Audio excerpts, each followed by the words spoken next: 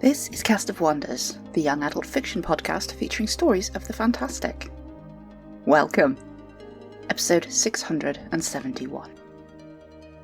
I'm Amy Brennan, co-assistant editor and your host for today's episode. I've been with Cast of Wonders for over 8 years now, starting as a slush reader, picking up some editorial experience in one of the Artemis Rising showcases, and assisting the editorial staff as needed. I absolutely love it here. It's hands down the most fun job I've ever had. And that's saying something since I used to make mud pies for a living. These days I'm more of a spreadsheet queen and dabbler in databases. And I live in Cambridgeshire with my partner and 2 very cheeky bunnies. Every year, Cast of Wonders highlights some of our favourite episodes from the previous year. It's a great chance for us to take a bit of a breather and let you, our listeners, catch up on any missed back episodes, with new commentary from a different member of the crew. Our story for today is Poets of Painswick by Kate Francia, which was first published in Org magazine issue 6.2 in December 2023, and reprinted as Cast of Wonders 630 in February 2025. Kate Francia is a writer, teacher and editor in the New York area. Her short stories have appeared in Lady Churchill's Rosebud Wristlet, Beneath Ceaseless Skies and Augur. She has an MFA in speculative fiction from Sarah Lawrence. You can find more of her stories at katefrancia.com. This story is narrated by Catherine Inskip. Catherine Inskip is the editor for Cast of Wonders. She teaches astrophysics for a living and spends her spare time populating the universe with worlds of her own. You can find more of her stories and poems at Motherboard, The Dunesteef, Lunar Station Quarterly, Abyss and Apex, and Polytechny. And now, we've a tale to tell.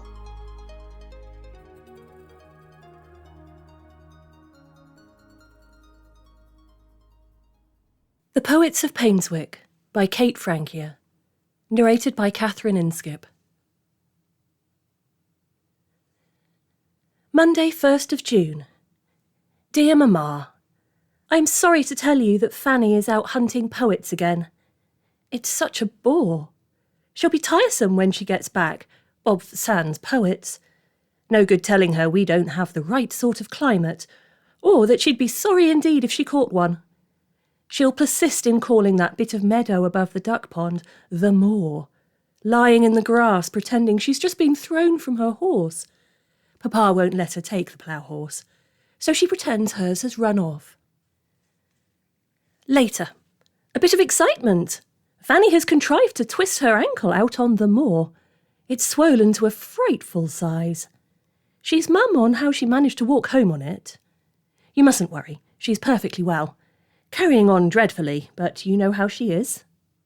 Spoke to Papa after she retired in something must be done, but as usual, no one listens to me. Missing you terribly. Yours affectionately, Ada. Wednesday, 3rd of June. Dear Mamma, Fanny is housebound with ankle, tiresome. She's caught cold from falling in a muddy ditch, keeps looking out window, sighing mysteriously. I offered to read to her just to end the noise. Read first chapter of Romance of the Forbidden Wood, but she says my voice too mocking. I stole Fanny's book on the way out, which was wicked of me.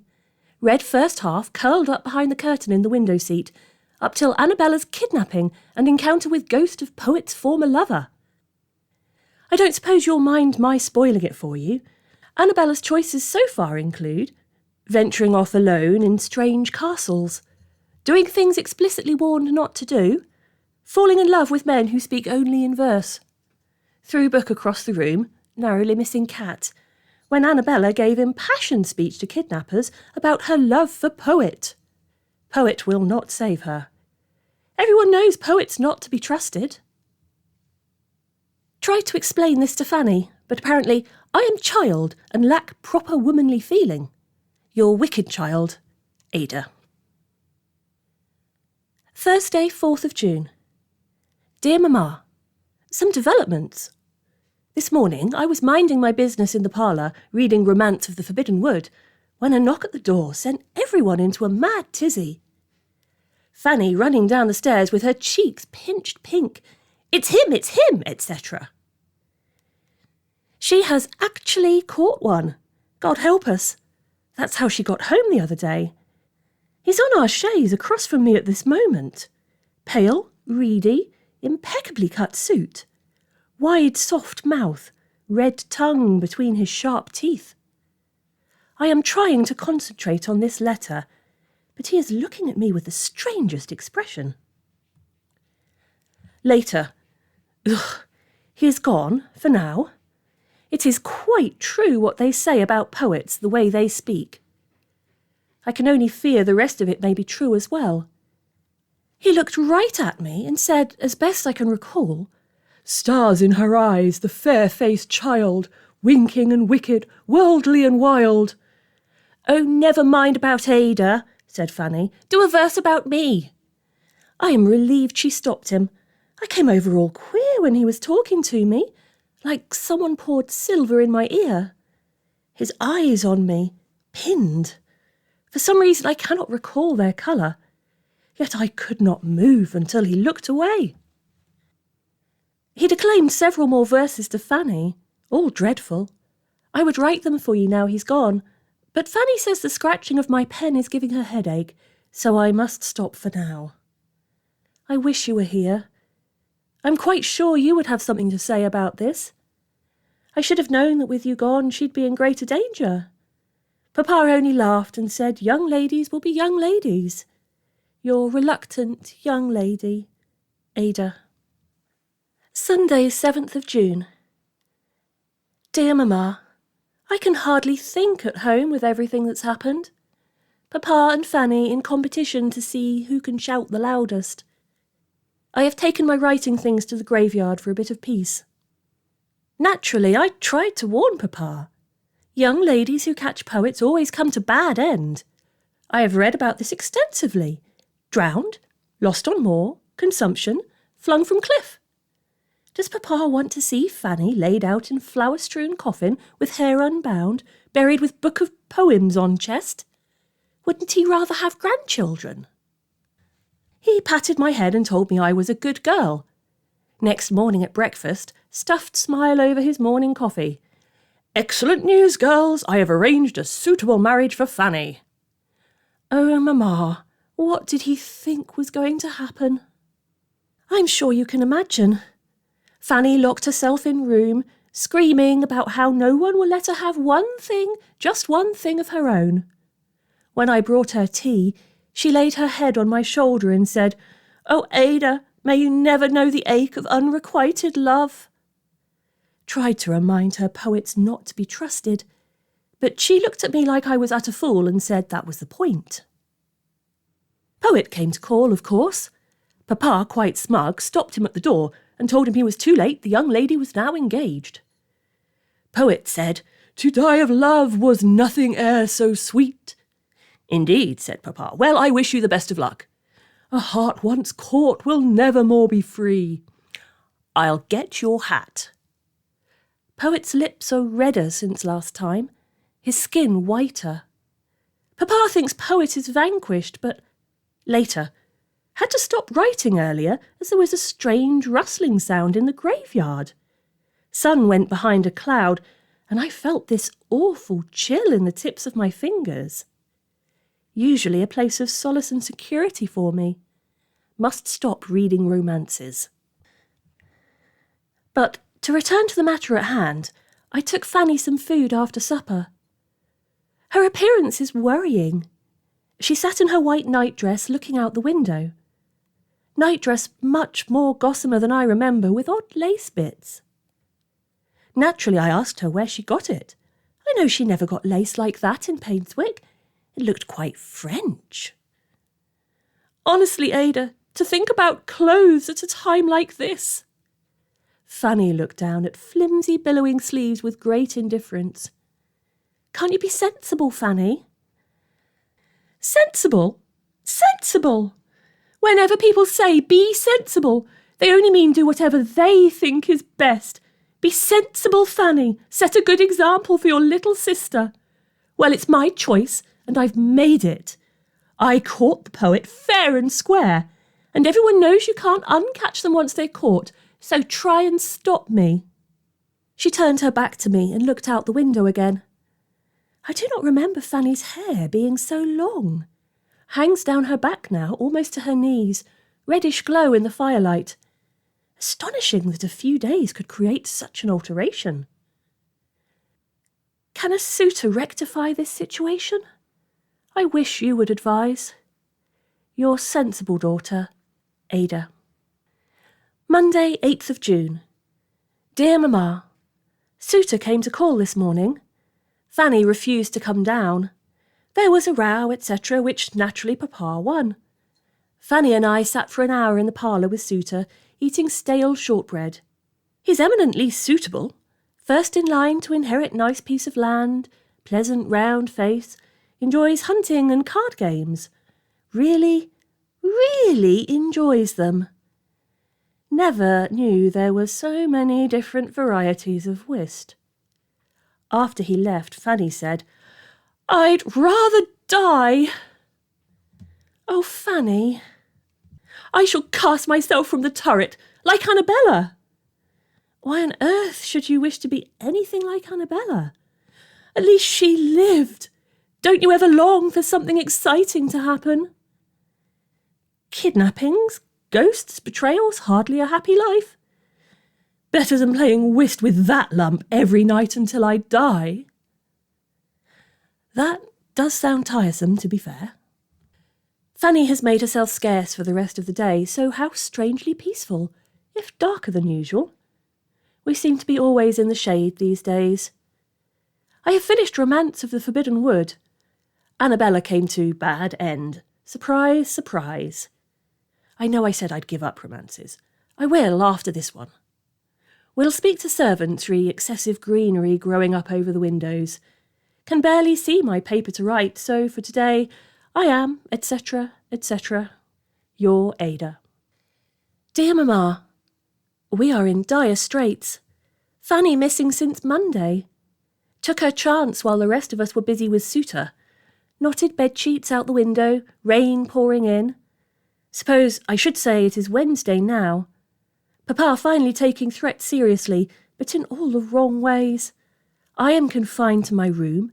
Papa thinks Fanny gone to London with Poet, but that is utter nonsense. However, when I said as much... Later. After further storm of shouting from Papa, house is now quiet, as he has gone with Uncle to search for Fanny in London. Useless as I tried to tell them. Fanny and Poet have certainly not gone to London. Not at all the climate for poets. He'd never take her there. She might not even be with him. Everyone knows that once caught, Poet's influence remains, even if subjects are kept apart. It is terrible to think of her alone and God knows where. Oh, Mamma, I should have recognised the signs, but in my defence she's always like that, coughing and pale, and saying things like, "Alas! I cannot believe she has left me without a word." And what would I have done? Told her she was utter fool and throwing her life away? Yeah, surely everyone dreams of running away with little sister in tow to tell you at every turn how ridiculous you are being. No wonder she has left me behind. Oh, where can she be? This unknowing is worse than anything. Weather has been gloomy and the house is dark and full of strange echoing sounds. I am so alone here. Sometimes when I speak it feels like a dream, one of those where I open my mouth but no sound comes out. Words die in my throat. I wish you would write back. Sometimes I feel you are the only one who can hear me at all. Your miserable daughter, Ada. Thursday, 11th of June. Dear Mamma, I hardly know what to think. Ugh, Suitor of all people has just paid me a visit. Of course, he had heard the news about Fanny. At first I thought he might want to help recover her, but must say not at all the sort he'd prefer in a wife, far too flighty for him, deeply regrets, etc. Then, of all things, asks if my affections were yet engaged. Apparently I am sensible sort, quiet, dutiful, etc., etc., carried on at length. Of course, I am child and not yet out, not for 2 years more at minimum, and also My sister is missing. Informed him of such when I could get a word in edgewise. He said he would wait. He has gone now, finally. I promised Papa would call on him when he returns. Yet his offer, his sweat-shiny face when he said he would wait, ugh, I cannot explain. It all sits in my stomach like some twisty thing. Yet it is a suitable offer. I wanted Fanny to take it. A safe future, provided for, secure. And what is the alternative? Catch a poet, live wildly and dangerously and briefly, come to bad end. It seems there ought to be a third option. Your dutiful daughter, Ada. Friday, 12th of June. Dear Mamma, I have found Fanny, but things could not be much worse. I couldn't bear to be inside, so I took the plough horse and rode to the moor. Found her sitting in the grass, in a frothy tumble of white lace, roughly the shape of a nightdress, quite sheer and continental, her reddish-blonde hair streaming down her back. Poet nowhere to be seen. Get up on the horse and I'll take you home, I said. I shall never go home. Don't be tiresome, Fanny. I am going to have a baby. This caught me off guard. Given what I know of the mechanics of the thing, which admittedly is not much, but she only went missing 2 days ago, you see? How is that possible? I wouldn't expect a child to understand. After some more of this nonsense, finally convinced her to get on the horse by pointing out that 9 months is a long time to sit in the grass looking out over the duck pond, and anyway it will be January by then, and quite uncomfortable. However, I had just gotten her hoisted up onto the horse, and was climbing up myself, when a sudden shout from the woods made the horse startle, and I was thrown to the ground. Horse immediately took off with Fanny, picked myself up out of the mud quite cross, and of course there was Poet. I cannot explain how he is altered. As my sister has gone all frail and gossamer, he is like a white flame, his eyes like... I do not like to think of it. He reached out a hand and helped me up, and the spot where his hand touched my arm is all red, even though I was wearing sleeves and he never touched my skin. His mouth cracked open in a long, thin smile, and I couldn't look away. Though from my touch she runs for many a mile, yet do I see the promise in her secret smile. I ran, of course. Did not look back, but heard his awful laughter behind me for a long, long while. Fanny and I are in the house now, Fanny asleep after being quite hysterical. Her skin is like tissue paper, dark purple under her eyes, deep cough in her chest. If she really is, in the family way, she'll hardly survive in this state. What can be done? There is Papa's rifle on the wall in his study, but I don't know how to fire it, and anyway, from everything I've read, dead poets even more dangerous than live ones. Fanny opened her eyes and saw me writing. She asked if I was still writing to you. I told her that I was. You always were a quaint little thing, she said. I asked if she ever wrote to you. I did at first, she said, but what's the use? Perhaps there is no use. But what else can I do? Without you, it seems we have all been plunged into a very different sort of story. Yours, Ada. Dear Mamma, I won't disguise the fact that things are dark in our house. Quite literally, as some strange, crawling ivy plant has grown up all over our walls and windows the past few days, so that all we can see out the window is leaves. There are shadows everywhere.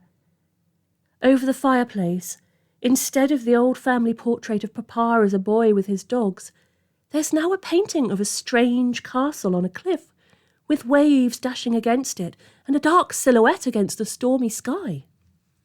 Fanny lies on the sofa staring at it all day long. None of the servants will own up to hanging it, and when I demanded they take it down, They said it was stuck somehow. There must be a way to fight this. I have paged through every ridiculous romance in this house, but the poets always win. There are a few in which they get killed in duels and such, but their lovers always die shortly thereafter. Heartache, poison, cliffs, so they can be together in death, and his poetry can live eternal, so that's no good. Fanny may be the silliest sister in all of England, but she is mine, and she is all I have, and I'll be damned if I just let him have her. I will not sit in this house being sensible and waiting for the end to come. I must do something. P.S. I apologise for writing damn. Later. I am here now at your grave. I wish you could see how the bluebells have grown. The sun has warmed your headstone. Sitting with my back against it and my legs tucked up under my skirt, birdsong and bluebells, I can almost imagine everything will be all right. But it won't. From what I have read, I expect at any moment... Later. He came, as I knew he would. I didn't hear him or see him approach until he started speaking. I looked up at the sound of his voice and found him only a few steps away, looking down on me with the sun behind him, like some terrible beacon. The chase was long, the beauty caught at last. The time for childish games was past. Ugh! Can't you leave us alone? I said. My voice came out thick and muffled, like forcing it through wool fabric. Held my notebook tight to my chest. He smiled his long, tight smile, and I felt again that pinned feeling. He stepped closer, crushing the bluebells beneath his feet. Her face was flushed, her blood pulsed thick and warm, awaiting her love in her dead mother's arms. He put his hand under my chin and forced it up. His touch on my face scalded like an iron pot in the fire. I dug my fingers into the cold earth above your grave and closed my eyes for just a moment. Then I opened them and said the only thing that came into my head. Warm and arms don't really rhyme. He let go of my chin and stepped back with an odd expression. He put one hand over his heart and let his dark hair flop down over his forehead. The time for childish games was past. You already said that. A few lines before, you're repeating yourself. His eyes snapped up. The graveyard full of graves. Graveyard full of graves? All of your stanzas have been insipid, to be honest. But now you're just listing things? You're the worst poet I've ever heard. I stood up and raised my chin. I don't know how you can even stand to listen to yourself. You couldn't rhyme to save your life. Warm and arms is a slant rhyme, you uneducated little... Ha! I laughed in his face. He stepped forward and towered over me. I pressed my free hand against the cold headstone of your grave and looked up without blinking. You spoke out of verse. I did not. You just did it again. Stop talking. You can't do it anymore, can you? How embarrassing for you. 2 spots of colour burned high in his cheeks. We stared at each other for what seemed like ages, but he looked away first. Even after he slunk out of the graveyard, I kept laughing, too afraid to stop, and my cheeks are still aching. If there are splotches on this page, you must forgive them. It has been a long and tiresome day. Your exhausted daughter, Ada. Wednesday, 17th of June. Dear Mamma, this morning Papa called me to his study, surely to tell me I had been right all along, and if only we had listened to Ada, all this misery could have been avoided. Ha, no. Naturally, he was sitting in there with Suter, both of them looking grave and smug. I felt myself curl up inside. I have been sleeping for long hours these past few days, waking only to care for Fanny. I've spoken to your father, said Suter. He held out his hand. I saw it all before me, safe, sensible, secure, a lot of whist. No, thank you, I said. Don't be ridiculous, said Suter. I am not out yet. "I've already given my consent," said Papa. "It's quite settled, Ada." "We're perfectly suited," said Suitor. "To be perfectly frank, I don't think we are. I find your conversation tiresome, your opinions uninformed, and your manners awkward." Papa stood up in his chair, banged over. "Ada! If you had only listened to me in the first place, Papa, none of this would have happened." Papa slammed his palm on his desk. Suitor's mouth hung open. "Oh, dear sir, you must try not to make that particular face," I said. "It does make you look a bit like a caught fish." I laughed then, and I cannot stop laughing thinking about it. Suitor blustered out, yelling at Papa that I was not at all what he had been promised, etc., etc. Papa furious, but there we are. Fanny's health improving slowly. Quite difficult, it appears, shaking the story someone has told about who you are and what you're meant to be. Ivy still growing up horribly over our windows. This morning, when I went to tear it down again, there, on the ridge of the hill, a dark, thin silhouette in a well-cut coat. Same poet or another? I suppose it hardly matters. Every creature in England may come and try his luck. I shall be here laughing at each in turn, pulling down the ivy every morning to let in the sun. Ever yours, Ada. I've been a die-hard Regency romance fan since Pride and Prejudice in 1995, when Colin Firth came out of the lake in that soaking wet shirt. After that, I devoured all the Jane Austen I could find. Then I moved on to the works of the modern matriarch of Regency romance, Georgette Heyer, who was not above writing a ripping good tale to delight and amuse. I do love a good sense of humour in a story, and this has it in spades. I also have a love of epistolary fiction. It's not easy to pull off well. I keep trying. This story hits all the good notes for me. Regency romance, epistolary fiction, humour, a little bit of melodrama but not too much, an eminently sensible heroine, and twisting the tropes. I just love it. Join us again soon. We love bringing you the best audio fiction week after week, but we can't do it without your support. Your donations pay our authors, our narrators, our servers, and our staff. Please consider supporting us with a monthly donation through either PayPal or Patreon. You can also review us on Apple Podcasts, request us on Spotify, and consider the stories we publish for award consideration. There are lots of ways you can help. You can join the Discord discussion on the EA Discord, and visit us on Blue Sky at castofwonders.org. Come say hello! Cast of Wonders is brought to you by editor Catherine Inskip, assistant editors Alicia Caparasso and Amy Brennan, associate editors Rebecca Arn, Tanya Idolit, Kid Calsto, Cup Huckop, Adri Joy, Becca Miles, Ray O, Samuel Poots, Emma Smales, Denise Sudell, Eleanor Val, Rin Yi, and Angela Zazueta.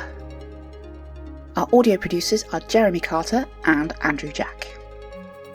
Cast of Wonders is part of the Escape Artists Foundation, a 501c3 non-profit, and this episode is distributed under the Creative Commons Attribution, Non-Commercial, No Derivatives 4.0 International License.